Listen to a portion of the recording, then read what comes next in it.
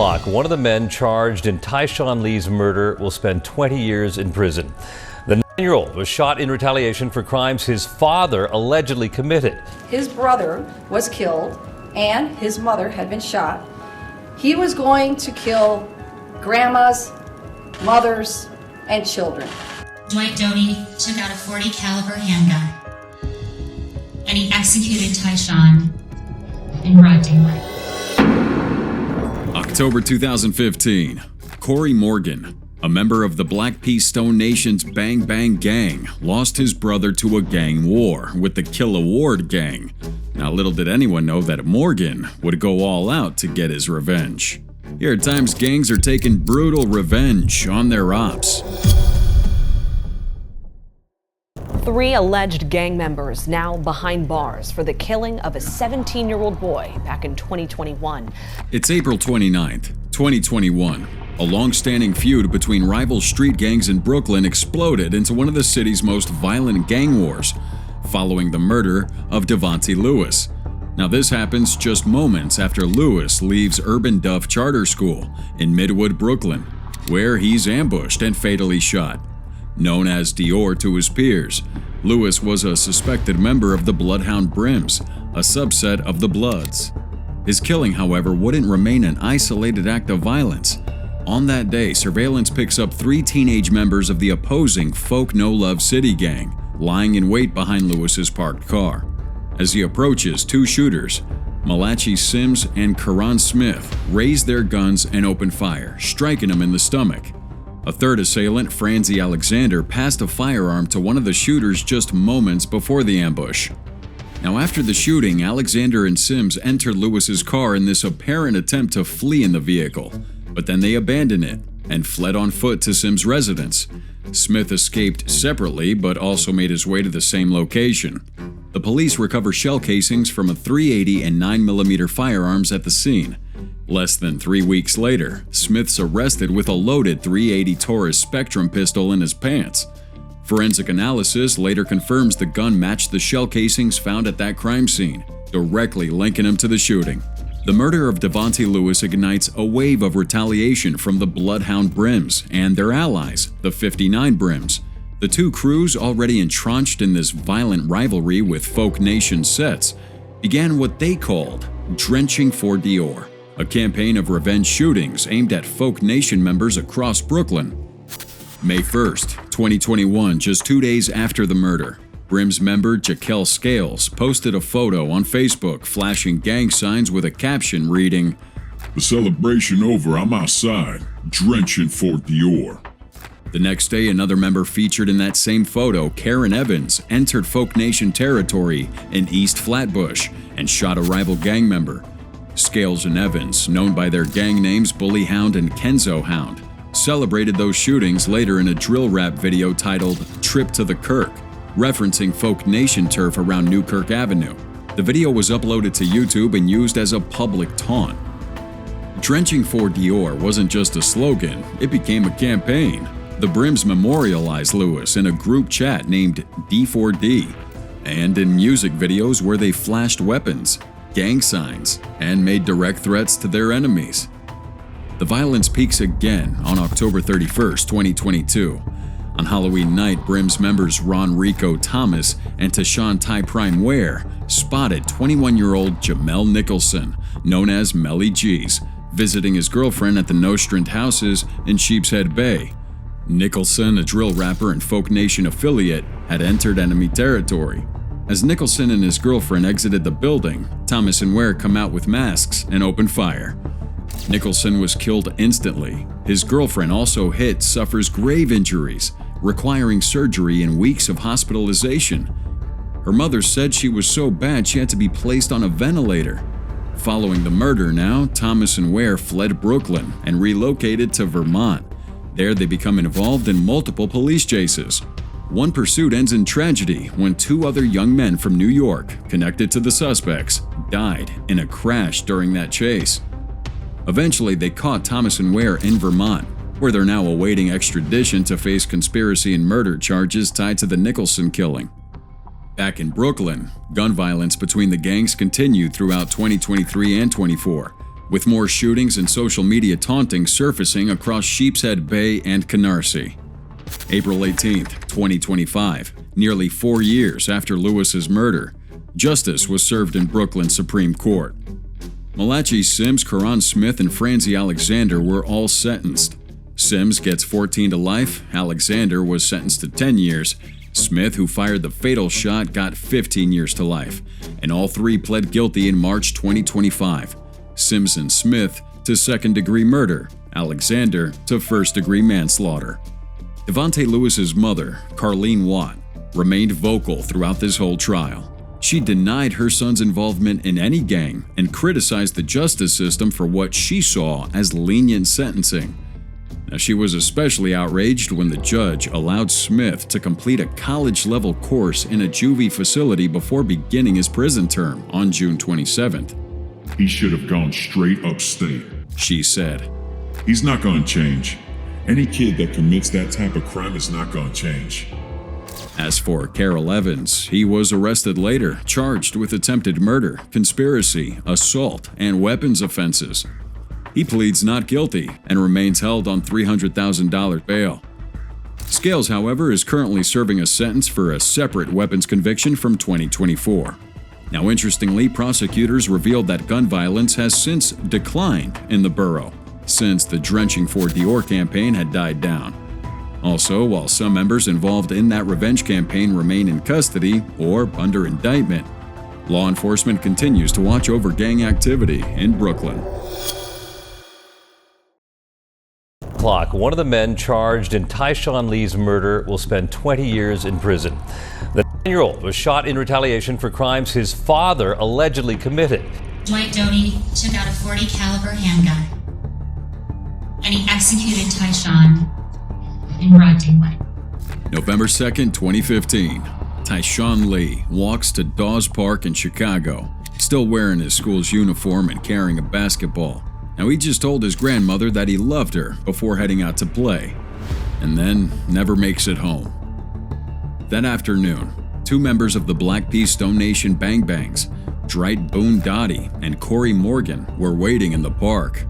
Prosecutors later said they weren't looking for a child. They were out for revenge, and Tyshawn became the target simply because he was the son of a rival gang member.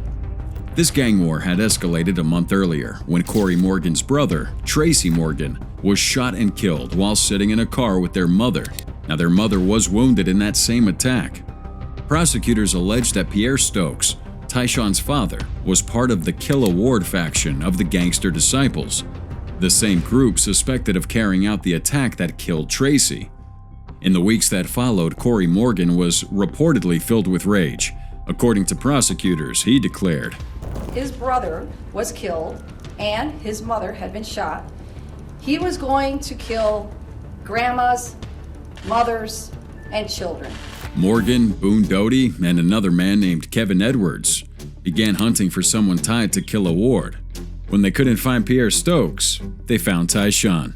Edwards drove the car, Morgan waited inside, and Boone Doty got out and approached the boy. He talked to Tyshawn, played some basketball with him, and lures him to a nearby alley with the promise of a juice box. There, Boone Doty pulls out a .40 caliber handgun and executes Tyshawn at close range. The kid's basketball was found a few feet from his body, and the autopsy reveals that he was shot in the head. His right thumb was damaged from trying to block that shot, and he had other injuries to the back and forearm. Tyshawn's death shocked this city and the country. It was one of the most brutal acts of gang retaliation in recent memory because it breaks the street's unspoken rule. Families, especially children, were off limits. Even amongst other gang members, that was considered extreme. Experts and residents alike noted that while bystanders, including children, sometimes fall victim to stray bullets, no one expected a child to be deliberately targeted in such a calculated way. The killing ignites even more violence. March 8, 2016, the same day Boone Doty appeared in court for Tyshawn's murder, Pierre Stokes opens fire on Corey Morgan's girlfriend and her two nephews at a gas station. He's later arrested and charged with that shooting. Prosecutors say this act was a direct revenge shooting linked to his son's death. Around the same time, though, investigators revealed that Boone Doty had discussed even more gruesome plans involving Tyshawn, including possibly torturing the boy before killing him. Authorities later pieced together the full chain of events that led to Tyshawn's death. 2019, Corey Morgan's brother, Anthony Morgan, was sentenced to 4 years in prison for illegally trafficking firearms, including the weapon used to kill Tyshawn. He had the gun shipped to Chicago from New Mexico, where they were purchased through a straw buyer. Authorities said he distributed these weapons amongst gang members, and they were used in multiple crimes.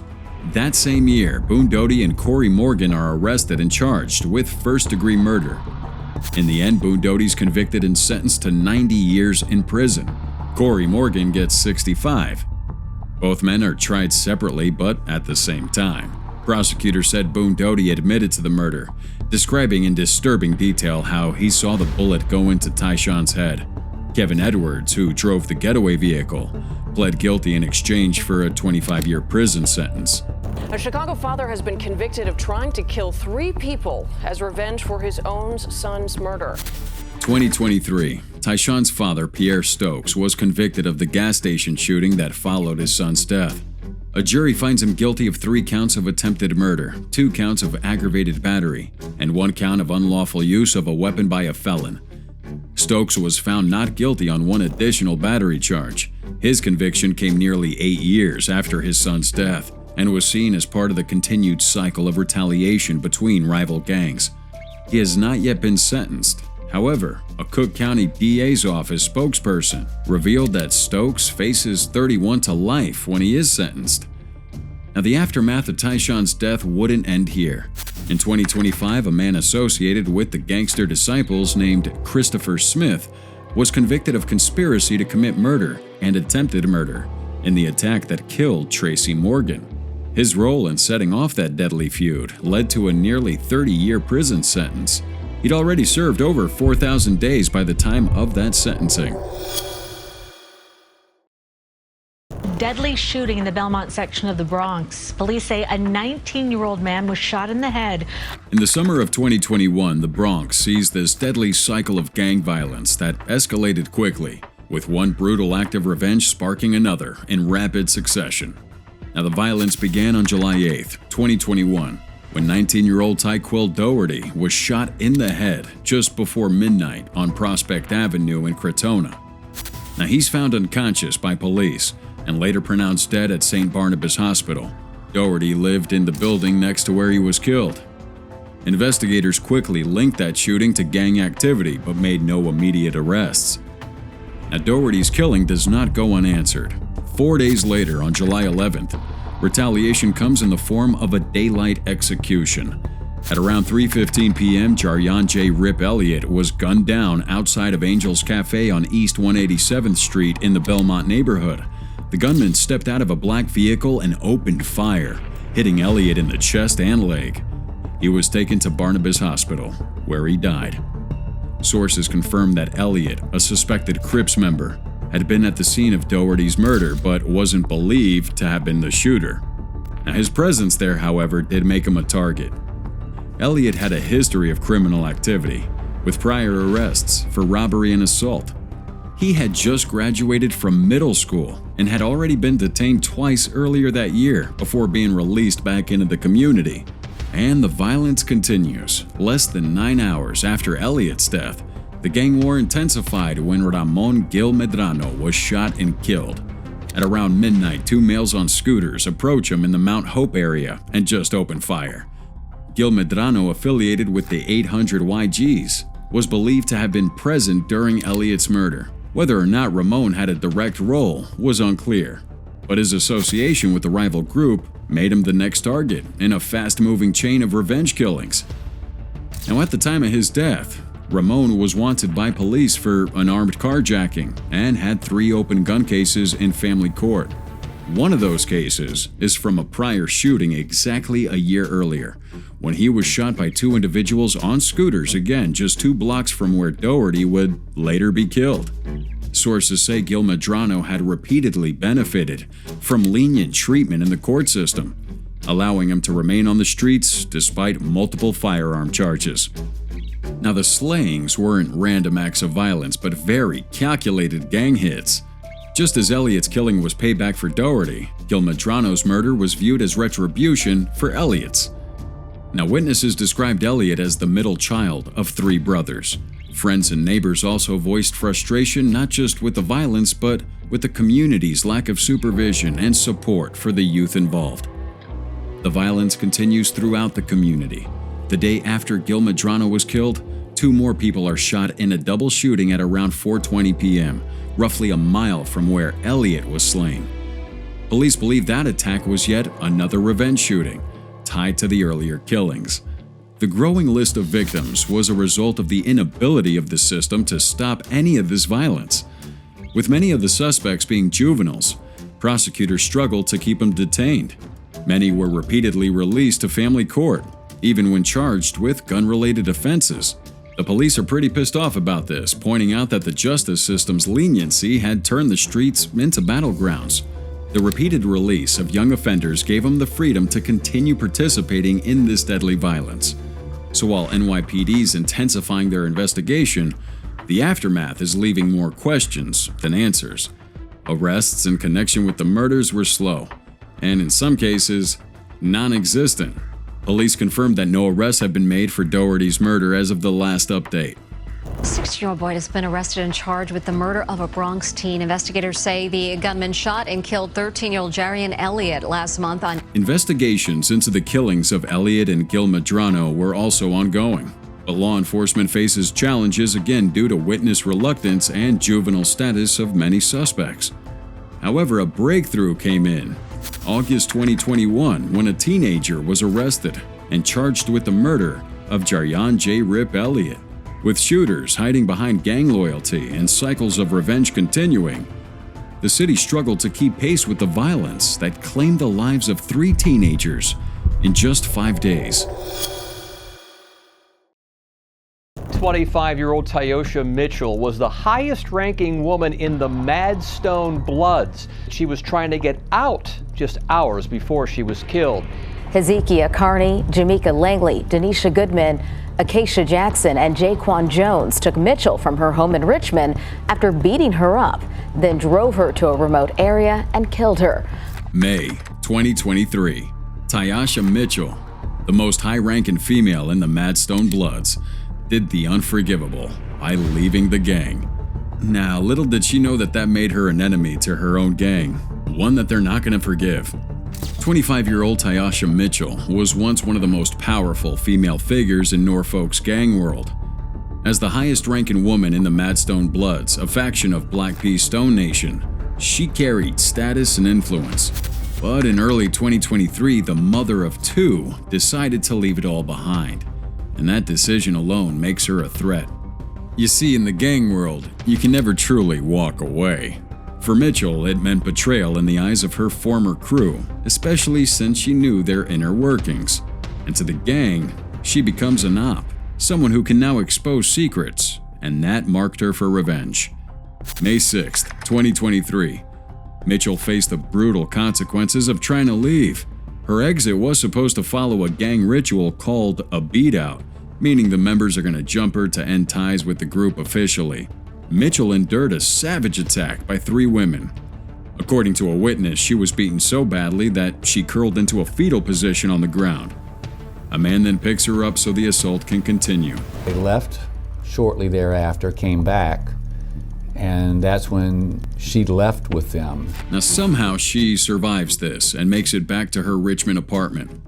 But this peace wouldn't last. Just over an hour later, her attackers come back, joined by 2 men. One of them masked, the other one carrying a gun. Mitchell's taken by force from her home. A man who was with her at the time managed to escape by jumping out of a window, but when he returned, she was gone. Witnesses tell police that they dragged her into a black Hyundai Sonata. This car is going to be a key piece of evidence.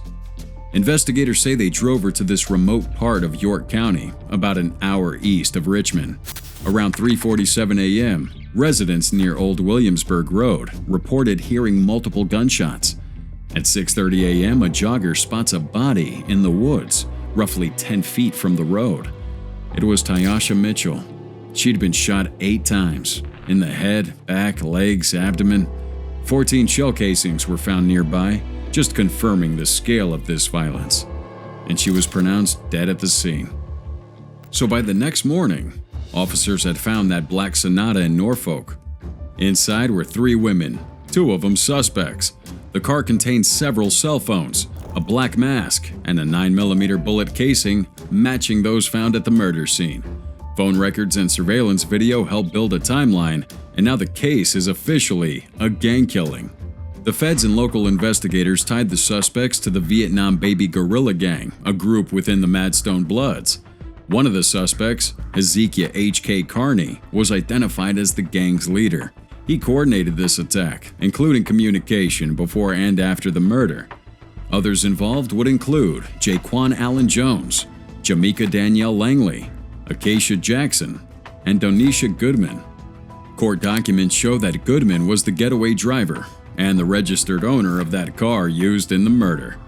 The messages from their phones show a pattern of coordination. They planned that beating, kidnapping, and execution. After killing Mitchell, they returned to Portsmouth.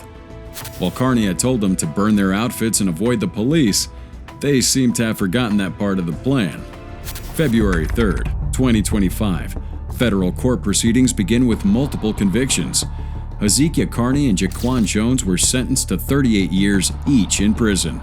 Donisha Goodman received a 35-year sentence, and Jamaica Langley was given 20 years. These sentences followed guilty pleas under the Federal RICO Act, which targets organized criminal activity. Court testimony confirms that Mitchell had been targeted for trying to leave the gang. The Justice Department said it was a cold-blooded, senseless murder. Officials stressed that the crime had long-lasting effects beyond the individuals involved, as it left children without a mother and a community in fear. November 6, 2020. The theft of a single gold chain triggered one of the most violent gang retaliations Brooklyn had seen in years. Now, this chain, featuring a thick gold pendant ringed in diamonds and stamped with letters SPMB, an acronym for State Paid Money Burners, a subset of the Folk Nation Gangster Disciples, was a symbol of status and gang identity. It was worn by Gene Bigatwirl Fremont, a known leader of the gang, and appeared in a music video along with fellow gang member and rapper Giovanni SPMB Bills Moise, who used a wheelchair. But by the next day, that chain was stolen. Mocking images of the stolen pendant soon circulated Instagram. One post would show this pendant with the taunt, "Talk now, who want this? Talk to me nice." Another would say that they should have taken Bill's wheelchair too. The disrespect was too much for Fremont and his crew, especially his subset of the gang known as No Love City. According to prosecutors, retaliation wasn't optional, but a gang obligation. Fremont and his close associates take those Instagram posts as a call to arms. November 7th, 2020, Fremont, along with Lorenzo Renzo Bailey, Quincy Hush Dinero Batiste, Aluagbanga Agoro, and others would coordinate their retaliation. Now, they form a 3-car convoy and set out to find their rivals. At around 1:45 p.m., they reach East 81st Street in Canarsie and open fire from a Jeep into a crowd, discharging at least 8 bullets. No one is injured in this first strike. Unshaken, the group head back to Flatbush to regroup, stopping at a deli to buy water and purple latex gloves before heading out again. By 3 p.m., they find another group of targets near Avenue L and East 95th Street. Now, this time, their bullets hit home. 19 shots are fired from that Jeep. One man shot in the foot, another in the leg. The leg injury was so severe that a responding officer had to use a tourniquet to stop the bleeding. Still not satisfied, though, one of the shooters, Derek Benzo Thompson, sent a message to another gang member that read, "We ain't done though." 2 days later, on November 9th, Fremont's group aimed again. Agoro Thompson and Hans Y.L. Flox Destin targeted a crowd at Argyle Road in Prospect Park South, firing multiple shots. No one is hit in this incident. Now, later that same day, they strike again. We got Fremont, Agoro, Thompson, Ricardo, Rico, Flox, Hepburn, and McCoy Mac Lima opening fire on another group at Newport Street in Brownsville. During that attack, a bullet would graze an 18-year-old woman in the back. This retaliation spree lasted 2 days in total and involved 4 separate drive-by shootings, leaving 3 people wounded.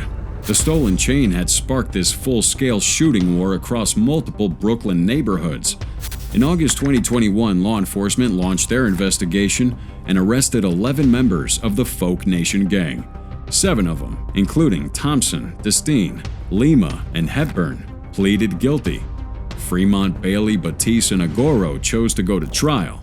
However, over a year later, all are convicted on several charges, including conspiracy to murder rival gang members and attempted murder in aid of racketeering. 2024, sentencing followed. Fremont, who prosecutors said had specific intent to kill and was present for 3 of the 4 shootings, received 35 years in prison. Judge William Kuntz noted Fremont's central role, stating that he was in the shooter's car for 2 of the attacks. Agoro was given 30 years, Batiste nearly 32, and Bailey got the longest sentence, just over 41. Thompson got 17, Lima 9, Hepburn 11, and Destine 20 years. The aftermath rolls into 2025. Ronald Britton, another leader of Folk Nation gangster disciples, was arrested for submitting a false affidavit in this attempt to help overturn Bailey's conviction. Britton had claimed that he was no longer part of the gang and denied owning a contraband prison cell phone used to communicate with members.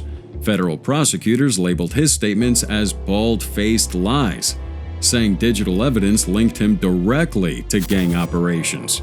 He now faces up to 40 years in prison if convicted of lying to the court. But despite the severity of the shootings and sentences, the original chain and pendant that sparked this whole thing was never recovered.